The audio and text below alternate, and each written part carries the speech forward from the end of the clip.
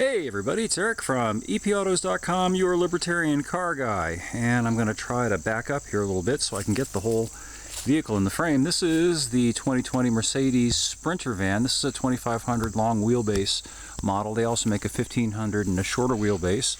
They make this thing in a variety of configurations, and one of the things they also make it with is an available diesel engine. I think it's the only new Mercedes vehicle that you can still get in the United States that is available with a diesel engine. The standard engine is a gas engine, but it's nice to know that you can still get high mileage, long-lived diesel, particularly in a vehicle like this.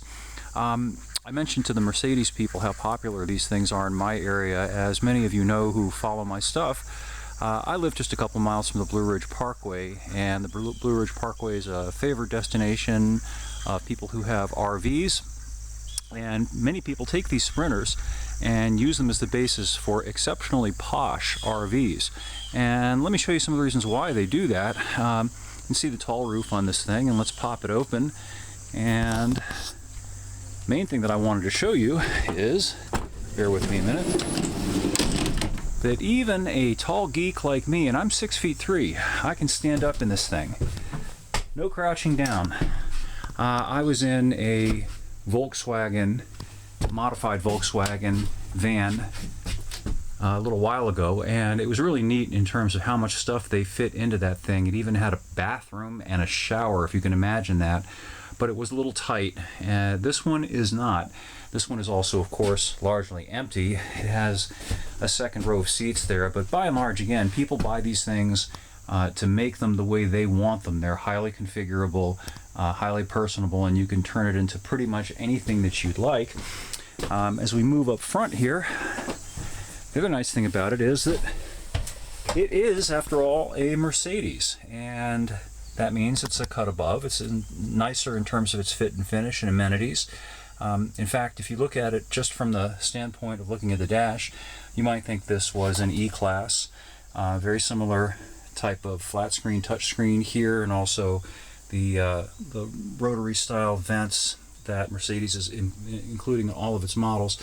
Just a couple of things that are really minor, and I think they have to do with the fact that Mercedes intends to or knows that people are going to take these things and convert them into what they want from them. And my main gripe with this thing is it's got, if you can believe it, just a 2-speaker stereo. It's got a really nice stereo.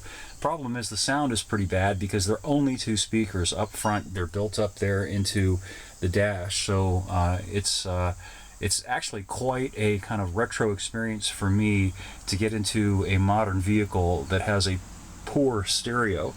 Even my 2002 Nissan pickup has a pretty decent stereo in it. Of course, that's because I put a decent stereo in it, but my point is that almost any new vehicle today has at least a 4-speaker stereo, and I'm talking about like your bottom of the line entry level Mazdas, Hyundais, and so on usually come with at least 4, if not 6 speakers, and here you only get 2 in this Mercedes.